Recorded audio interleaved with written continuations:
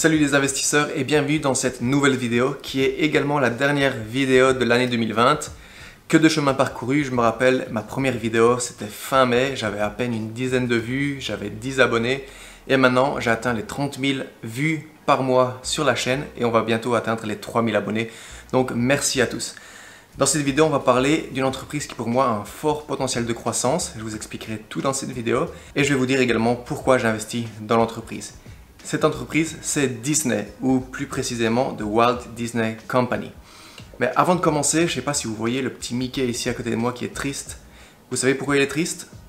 Parce que vous n'avez pas encore mis de pouce bleu et vous n'êtes pas encore abonné à la chaîne. Donc abonnez-vous à la chaîne. Si vous voulez que Mickey soit content, activez les notifications également, pouce bleu. Et c'est parti, on y va.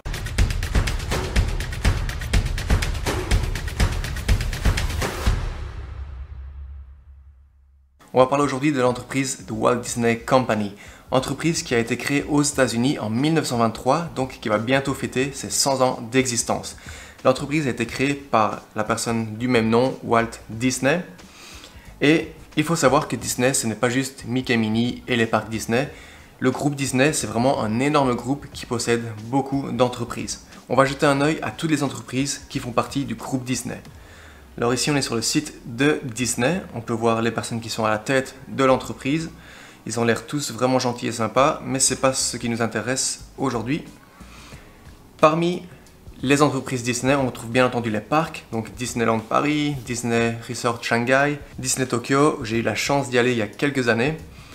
Également Disney Cruise Line, puisque oui, Disney a une entreprise de croisière, Disney Vacation Club, une chaîne de clubs de vacances, etc. Et Disney Store, également tous les magasins Disney. Mais Disney, c'est aussi des plateformes de streaming. Disney possède Disney+, et ça c'est vraiment ce qui va nous intéresser aujourd'hui, on va y revenir un petit peu plus tard dans la vidéo. Disney+, plateforme de streaming, également ESPN+, qui est une chaîne sportive aux États-Unis, Hulu, qui est également une plateforme de streaming, et Hotstars. Disney possède également plusieurs studios de création tels que le Walt Disney Studio, Pixar, Marvel, Lucasfilm, donc tous les Star Wars appartiennent à Disney. D'ailleurs, Disney avait racheté Lucasfilm en 2012. Disney Music Group, 20th Century Studios, etc., etc. Le groupe possède également plusieurs chaînes telles que ABC Entertainment, ABC News, etc. et également le National Geographic. Il y a quelques semaines, il y a eu un gros événement qui a fait monter le prix de l'action du jour au lendemain. Et cet événement, c'est le Walt Disney Company Investor Day. C'est un événement dédié aux investisseurs Disney où les dirigeants de l'entreprise annoncent les chiffres et les nouveautés et tout ce qui va arriver dans les années à venir. Et durant ce Investor Day, Walt Disney a annoncé qu'ils avaient dépassé les 137 millions d'abonnés payants pour leur plateforme de streaming. Donc déjà ça, c'était une grosse nouvelle en soi. Mais le plus important, c'est qu'ils ont annoncé des estimations pour l'année 2024. Ils ont annoncé qu'ils comptaient atteindre un chiffre de 300 à 350 millions d'abonnés payants. Donc parmi les plateformes de streaming du groupe Disney, on retrouve principalement Disney+, qui propose énormément de films et de dessins animés Disney, Pixar, des films Marvel, Star Wars, National Geographic. Mais il possède également ESPN+, qu'on vient de voir, Hulu et Star. Donc parmi ces 137 millions d'abonnements payants, 11,5 millions sont pour ESPN+, 38,8 millions pour Hulu et 86,8 millions pour Disney+. Donc Disney+, représente la majorité, environ 60%. Donc on est là sur une des raisons principales pour laquelle j'ai décidé d'investir sur Disney, parce que je pense que dans les années à venir, Disney va se démarquer de la concurrence et va être un des leaders mondiaux en ce qui concerne le streaming. D'ailleurs, si on compare ici ce graphique qui date de septembre 2020, on peut voir que le groupe Disney, donc qui possède Hulu, Disney+, ESPN+, a autant d'abonnés, ou presque, il est légèrement devancé par Netflix. Ça, c'est pour le marché américain. Mais je pense qu'avec toutes les nouveautés qui vont arriver sur Disney+, ils vont passer en tête dans quelques années. Et ensuite, par derrière, on retrouve toute une série de plus petites plateformes de streaming, telles que HBO, qui appartient à AT&T, Viacom, Showtime, là je suis pas trop sûr, je ne connais pas, j'ai jamais entendu parler de ces plateformes. Prime Video qui est la plateforme de streaming d'Amazon, Stars, DDT et Apple TV.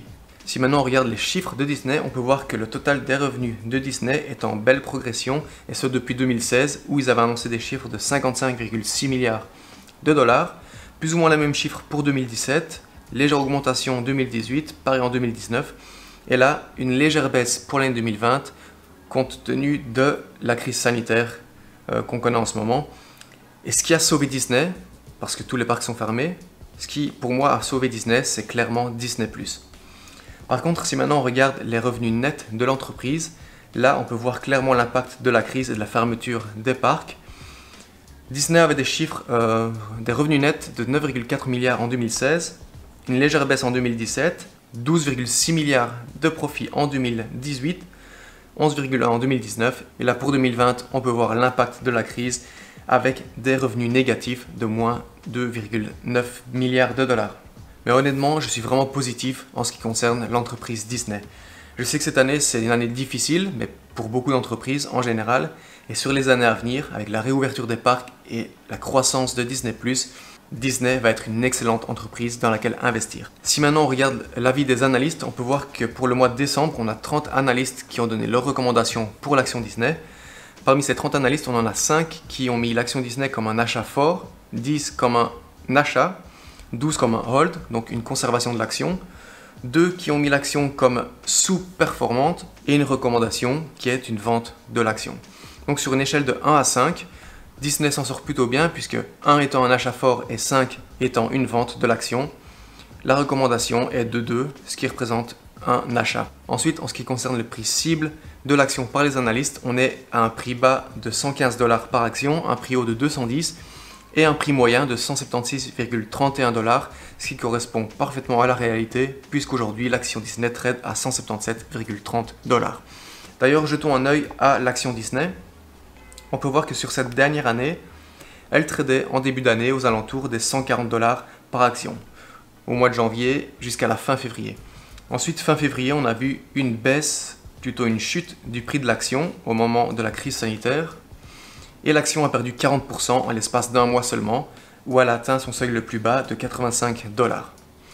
Ensuite, on a vu une légère hausse du prix de l'action et c'est aux alentours des 100 $ que je me suis dit que Disney à 100 $ c'était vraiment un bon investissement compte tenu du fait que voilà, Disney+ est en pleine expansion et que les parcs allaient réouvrir d'ici quelques années. J'avais acheté 7 actions Disney, il me semble, vous l'avez sûrement vu dans la dernière vidéo que j'ai fait où je vous montrais mon portfolio. Et ensuite, le prix de l'action a monté pour atteindre environ le mois passé 120 $ par action. Si maintenant on regarde le graphique au mois de novembre et décembre, on peut voir qu'en effet, début décembre, l'action était aux alentours des 150 $. Et puis du jour au lendemain, le 10 décembre, l'action est passée en une seule nuit de 154 $ par action à 175, ce qui représente une augmentation en une seule journée d'environ 15%. Et cette date-là, si on regarde bien, 10-11 décembre, c'est la date du Investor Day. On peut voir ici Investor Day le 10 décembre. Durant cet Investor Day, avec toutes les annonces que Disney a faites, les analystes ont mis un nouveau prix cible pour Disney à 175 $ par action, ce qui a fait grimper l'action en une seule journée. Et donc depuis ce jour-là, il y a environ 2 semaines, l'action flotte aux alentours des 175 $ par action. Personnellement, je pense qu'aujourd'hui, 175 $, c'est peut-être un tout petit peu trop évalué pour Disney, donc je ne rentrerai pas personnellement sur Disney à ce prix-là. J'attendrai que la hype passe un petit peu et que le prix redescende plutôt aux alentours des 140-150 $. Parce que rappelons-le que malgré les bons chiffres annoncés par Disney concernant Disney+, tous les parcs sont fermés et nous n'avons aucune idée, à l'heure actuelle, fin décembre, de quand est-ce que ces parcs, ces croisières, tous ces hôtels vont réouvrir. Donc à 177 $ par action, je pense que c'est légèrement surévalué et si j'étais vous, j'attendrai, mais bien sûr, ce ne sont pas des conseils financiers, ce n'est que mon propre avis. Dites-moi dans les commentaires ce que vous pensez de l'action Disney, si oui ou non vous comptez investir dans cette entreprise. Et n'hésitez pas à vous poser vos questions, je me ferai toujours un grand plaisir d'y répondre. Ce que je veux que vous fassiez maintenant pour l'année 2021, c'est de garder un œil attentif sur l'entreprise et l'action Disney, car je pense que pendant cette année 2021, on risque de voir pas mal de mouvements. J'espère que vous avez apprécié cette vidéo, et si vous voulez que Mickey passe de ça à ça, n'hésitez pas à mettre un gros pouce bleu, comme ça il sera très content, et moi aussi. N'hésitez pas à vous abonner à la chaîne si ce n'est pas encore fait et à activer les notifications, comme ça vous serez les premiers avertis dès que je sors une nouvelle vidéo. Alors en attendant la prochaine vidéo, je vous dis salut, ciao ciao.